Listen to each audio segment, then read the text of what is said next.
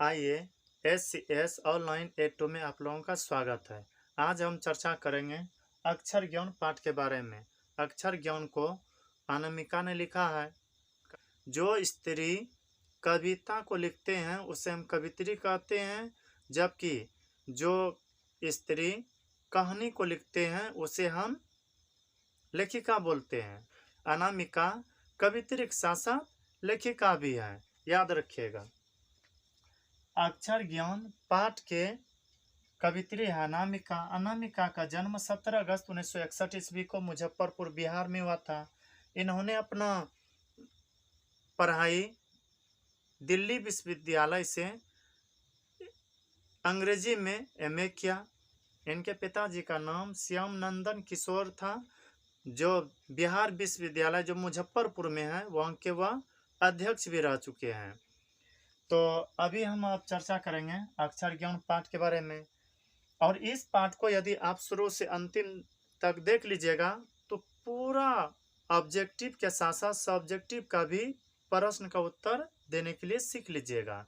और यदि यह वीडियो आपको अच्छा लगे तो हमारे चैनल को लाइक और सब्सक्राइब जरूर करें, और हो सके तो अपने दोस्तों के पास भी यह वीडियो पहुंचा दें, ताकि वह भी इस वीडियो को देखकर यह पाठ अच्छा से समझ सके।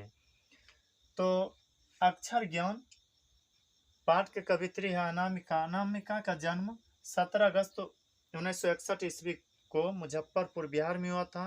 और इसको हम अधिक से अधिक कोशिश करेंगे कि आपको कम समय में अच्छा सिखा दें। तो अक्षर ज्ञान में अनामिका प्रारंभिक अक्षर ज्ञान जो होता है उनके बारे में चर्चा किया कि किस तरह से एक बच्चा, एक नन्हा सा प्यारा सा बच्चा, वह प्रारंभिक अक्षर जब सीखने का प्रयास करते हैं तो उनको किन किन विपत्तियों से गुजरना पड़ता है, किन किन परिस्थितियों का सामना करना पड़ता है। तो इसमें कवित्री अनामिका उसी के बारे में चर्चा करने वाले हैं। तो थोड़ा ध्यान से सुनिएगा। हम पाठ को पढ़ करके सुनाएंगे और थोड़ा सा फिगर भी बना दिए हैं ताकि आप लोगों को समझने में थोड़ा आसान हो।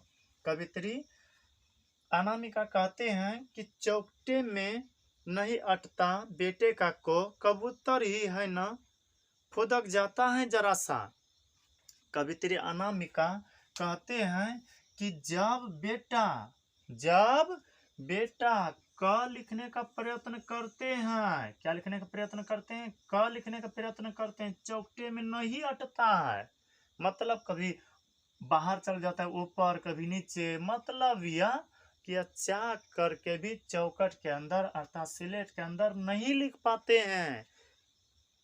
इसलिए कवित्री कहते हैं कि नहीं लिखने के कारण से पुत्र को ऐसा लगता है कि मानो कि कबूतर ही है जो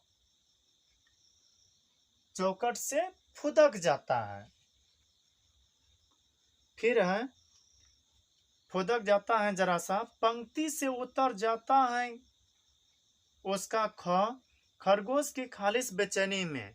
जब बेटा को लिखने के बाद ख लिखने का प्रयत्न करते हैं तो उसका ख पंक्ति से उतर जाते हैं।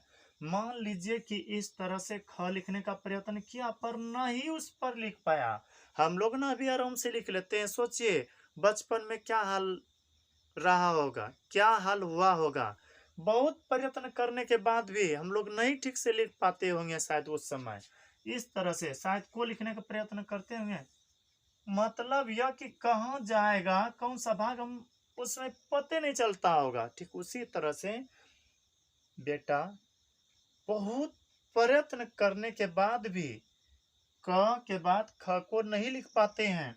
जब क लिखने का प्रयत्न करते हैं तो चौकट में नहीं अटता है। इनको लगता है कि कबूतर के समान यह फुदक कर बाहर चल जाता है। और जब बेटा क के बाद ख लिखने का प्रयत्न करते हैं तो इनको लगता है कि ख खरगोश के समान पंक्ति से उतर जाता है। कवित्री कहते हैं पंक्ति से उतर जाता है उसका ख खरगोश की खालिश बेचैनी में। खरगोश की खालिश बेचैनी में, याद रखिएगा, जब खरगोश के शरीर में बेचैनी छाता है तो वह इधर से उधर उछलते रहता है। ठीक उसी प्रकार से पुत्र को ऐसा लगता है कि जब हम ख लिखते हैं तो वह इधर से उधर उछल जाता है। तो इस जगह पर याद रखिएगा, ऑब्जेक्टिव में पूछ सकता है आप लोगों से कि कवित्री अनामिका ने क का तुलना किससे किया? कबूतर से। ख का तुलना किससे किया? खरगोश से। ऐसे यह एक बच्चा के साथ जो घटना घटते हैं उनका वर्णन इन्होंने किया है।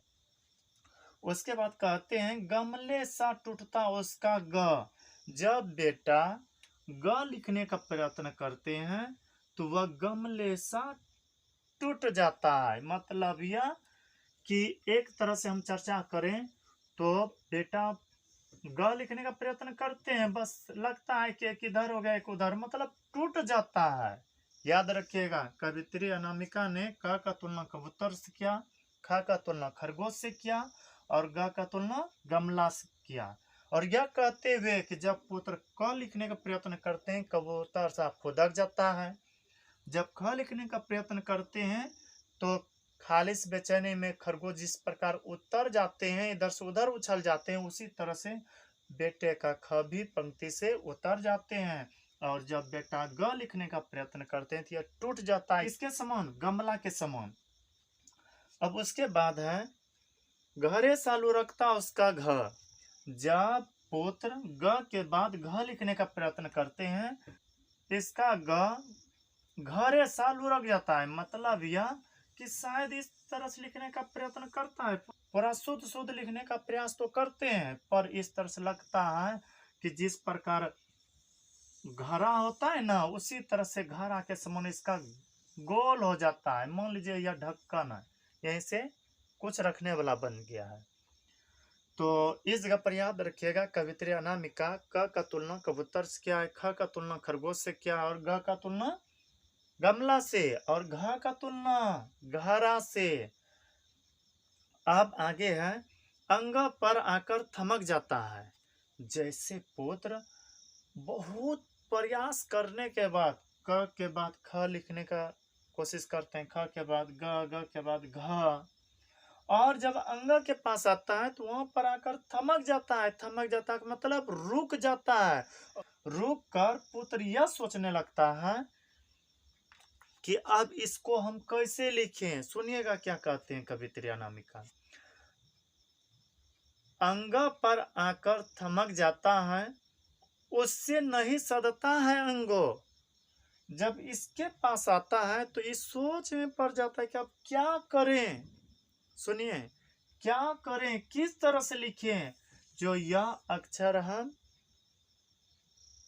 सही से सीख पाए। इनको समझ में नहीं आता है किस तरह से लिखें जो यह अक्षर हम सीख पाए लिखने के लिए। फिर कहते हैं कवित्री अंग के ढ को वह समझता है माँ। देखिए अजब गजब का हाल है। बेटा जब अंग के पास आता है तो अंग है ना, अंग का ढ जो है इसको यह माँ समझने लगता है। फिगर समझने के लिए बना दी है, माँ समझने लगता है।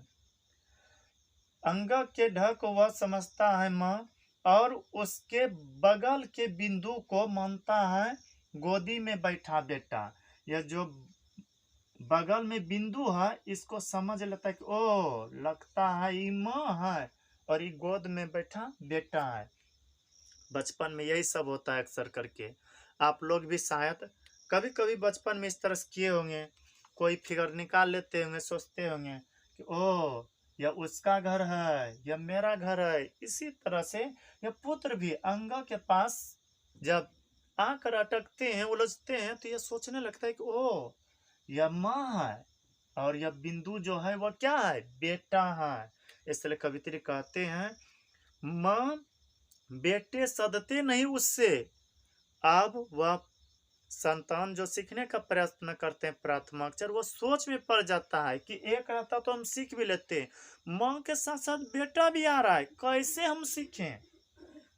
माँ बेटे सदते नहीं उससे और उन्हें लिख लेने की अनवरत कोशिश में, हालांकि यह कोशिश कभी रोकता नहीं है, हमेशा कोशिश करते रहता है। ऐसे भी कहा गया है कोशिश करने वालों के कभी हार नहीं होते हैं, इसलिए कोशिश हर एक लोगों को करना चाहिए। अभी बेचारा कर रहे हैं। देखिए जब क लिखने का प्रयास किया तो कबूतर के समान फुदक गया, पुत्र को ऐसा लगा।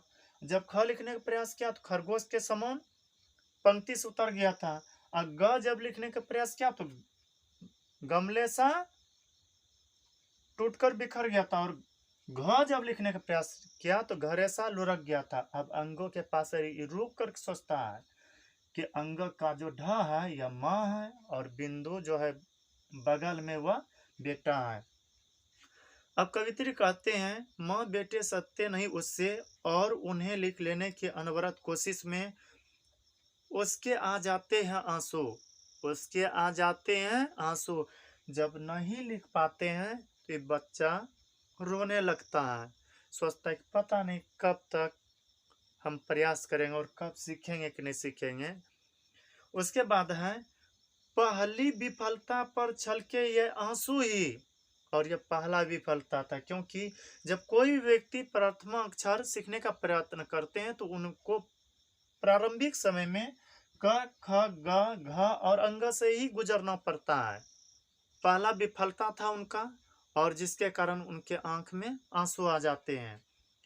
कवित्री अनामिका कहते हैं, पहली विफलता पर छलके ये आंसू ही, है शायद प्रथम अक्षर, है शायद प्रथम अक्षर, प्रारंभिक अक्षर। अभी तो आप लोग कुछ भी बहुत कम समय में सीख लीजिएगा। हम जो बता रहे हैं यह भी बहुत जल्दी सीख लेने वाले हैं। लेकिन सोचिए बचपन में क्या हाल रहा होगा, कितना कई दिन तक हम पढ़े होंगे होलो हल जोलो जल, पर अभी तो वह इजी है पढ़ना। तो पर उसी तरह सोचिए कितना कष्ट होता होगा, कितना कष्ट होता होगा उस बच्चे को प्रारंभिक अक्षर सीखने में, जो कि बहुत प्रयत्न करते हैं, बहुत कोशिश करते हैं, पर उसको लिखने में नहीं बन पा रहा है। कैसे लिखें, वह लिख नहीं पा रहा है। अब कहते हैं कवित्री अनामिका, पहली विफलता पर छलके ये आंसू ही, है शायद प्रथम अक्षर सृष्टि की विकास कथा के। सृष्टि के विकास कथा के। सृष्टि के विकास कथा का मतलब यह कि किसी को भी हिंदी यदि सीखना है तो उनको इस क ख से गुजरना ही पड़ेगा। यही तो है सृष्टि के विकास कथा का प्रथम अक्षर। तो इससे मुख्य रूप से आप लोगों से जो ऑब्जेक्टिव पूछा जाएगा वह यह कि कवित्री अनामिका ने क का तुलना किससे किया, कबूतर से किया। आपको समझने के लिए हम फिगर भी बना दिए हैं। ख का तुलना किससे किया, खरगोश से किया। याद रखिएगा, शायद पहले पढ़ते होंगे क से कबूतर, ख से खरगोश, पर अभी 10वां में पढ़ना पड़ रहा है। खैर कोई बात नहीं है, टेंशन नहीं लीजिएगा, आराम से याद कर लेना इसको। क से कबूतर मतलब यह कवित्री अनामिका ने क का तुलना कबूतर से किया, ख का तुलना खरगोश से किया, ग का तुलना गमला से किया और घ का तुलना घड़ा से, जबकि अंगों का तुलना माँ और बेटे से। तो यहाँ से मुख्य रूप से ऑब्जेक्टिव प्रश्न जो पूछा जाता है वह यह कि कवित्री अनामिका ने को का तुलना किससे किया है। जवाब दीजिए, कबूतर से। अब बोलिएगा फिर से, ख का तुलना खरगोश से, ग का तुलना गमला से, घ का तुलना घड़ा से, अंगों का तुलना माँ और बेटे से। यदि आपको यह पूछ दे अंगों के ढ को, यह ढ है केवल, ढ को पुत्र क्या समझता है, माँ, और बगल में जो बैठा बिंदु है उसको क्या समझता है, बेटा। यदि अक्षर ज्ञान पाठ में हम लॉन्ग प्रश्न के बारे में चर्चा करें, जो कि अधिक से अधिक अभी तक पूछा गया और पूछा जाएगा, वह यह कि बेटे के आंसू कब आते हैं और क्यों। बहुत वीवीआई प्रश्न है इस एक्सरसाइज का। तो बेटे के आंसू कब आते हैं और क्यों, तो याद रखिएगा यदि आपको चाहिए 2 में 2 नंबर इस जगह पर, तो लिखिएगा थोड़ा सा। प्रश्न पहले सुन लीजिए, बेटे के आंसू कब आते हैं और क्यों। इसका जवाब जैसे उत्तर में देने के लिए चाहिएगा ना, इसका जैसे ही उत्तर में देने का प्रयास कीजिएगा जवाब, वैसे ही लिखिएगा। प्रस्तुत प्रश्न मतलब जो प्रश्न पूछा गया है, आप तो आप समझ ही गए होंगे, इसलिए लिखना है प्रस्तुत प्रश्न अनामिका द्वारा रचित। किसके द्वारा रचित, अनामिका द्वारा रचित। किस पाठ से लिया गया है, अक्षर ज्ञान पाठ से लिया गया है। और यहाँ पर पूर्ण विराम का चिन्ह देकर उसके बाद पैराग्राफ चेंज करके लिखिएगा। जो प्रश्न पूछा गया था, बेटे के आंसू कब आते हैं और क्यों, तो लिख दीजिएगा उसमें, जब बेटे प्रथमा अक्षर सीखने का प्रयत्न करते हैं और हमेशा असफल होते रहते हैं तो इनके आंखों से आंसू छलक जाते हैं। यदि इस तरह से आप उत्तर दे दिए तो आपका नंबर नहीं कटेगा। उसके बाद इसी एक्सरसाइज से यह सभी प्रश्न पूछा जा सकता है। बेटे के लिए अंग क्या है और क्यों, अभी हम बताए थे, लेकिन इसका जवाब जैसे लिखिएगा वहां पर पहले शुरू में ही लिख देना है। प्रस्तुत प्रश्न मतलब यह जिस पाठ से रहेगा उस पाठ में जरूर लिखना है आपको प्रस्तुत प्रश्न। इस के द्वारा इस पाठ से लिया गया है। यदि इस तरह से आप लिख दिए तो नंबर आपका नहीं कटेगा, क्योंकि इस तरह से लिखने का मतलब यह हो जाएगा कि आप उस एक्सरसाइज के बारे में कुछ न कुछ जानते हैं। तो प्रश्न है बेटे के लिए अंग क्या है और क्यों। तो अभी हम बताए थे बेटे के लिए अंग क्या है, माँ और बेटे। बेटा अंगों के ढ को समझता है, ढ को समझता है माँ, और बगल के बिंदु को वह समझ लेता है बेटे, गोद में बैठे बेटे। तो उसके बाद अगला प्रश्न है खालिस बेचैनी किसकी है। खालिस बेचैनी किसकी है, बेचैनी के क्या अभिप्राय है। तो याद रखिएगा, पहले क्या लिखिएगा, प्रस्तुत प्रश्न किसके द्वारा रचित, अनामिका द्वारा रचित अक्षर ज्ञान पाठ से लिया गया है। अब उसके बाद पैराग्राफ चेंज करके लिखना है। जो प्रश्न पूछा गया था खालिस बेचैनी किसकी है, तो इसका उत्तर दीजिएगा खालिस बेचैनी खरगोश की है। अब कहा है कि बेचैनी का क्या अभिप्राय है, तो याद रखिएगा जिस प्रकार जब खरगोश को बेचैनी शरीर में छाता है तो यह इधर से उछलकर उधर जाते हैं, इधर से दौड़कर उधर, ठीक उसी प्रकार से जब पुत्र क के बाद ख लिखने का प्रयत्न करते हैं तो उसका ख पंक्ति से उतर जाता है और इनको बहुत बेचैनी छाने लगता है शरीर में कि कैसे सीखें, किस तरह सीखें जो हम सीख लें। तो यही उनका अभिप्राय है। उसके बाद इससे यह भी पूछ सकता है कि कविताओं में क का विवरण स्पष्ट कीजिए। कविताओं में क का विवरण स्पष्ट कीजिए। तो पहले क्या लिखना है, प्रस्तुत प्रश्न अनामिका द्वारा रचित अक्षर ज्ञान पाठ से लिया गया है।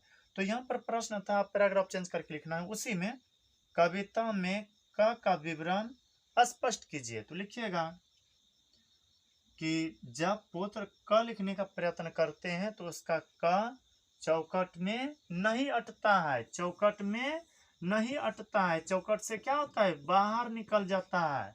जिस प्रकार एक कबूतर इधर से फुदक कर उधर चले जाते हैं, उसी प्रकार बेटा का को भी फुदक कर एक जगह से दूसरे जगह चल जाता है, ऐसा इनको लगता है।